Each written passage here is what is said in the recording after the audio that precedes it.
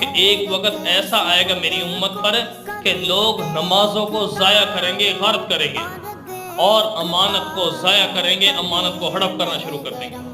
تو میرے بھائی دوستو، ان دونوں چیزوں کا عام طور پر ہم اپنے آنکھوں سے مشاہدہ کر رہے ہیں۔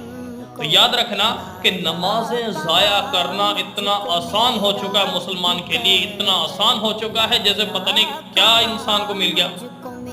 اور بھائی دوستو، آخرت کہاں گئی؟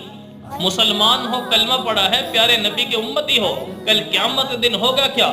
وہ لوگ جو کافر ہیں، غیر مسلم ہیں، بڑے بڑے مجرم ہیں، وہ لوگ جب جہنم میں ان مسلمانوں کو آتا دیکھیں گے تو وہ کہیں گے ما سلککم فی سقر، کیا ہوا؟ اور کس چیز نے یہاں پر بلا دیا تمہیں؟ اور کس چیز کی وجہ سے تم ادھر آگئے؟ تم تو کلمہ پڑھتے تھے، نمازیں پڑھتے تھے، اس پیغمبر کا نام لیتے تھے، ایمان لاتے تھے، طرح طرح کے ہمیں جملے بولتے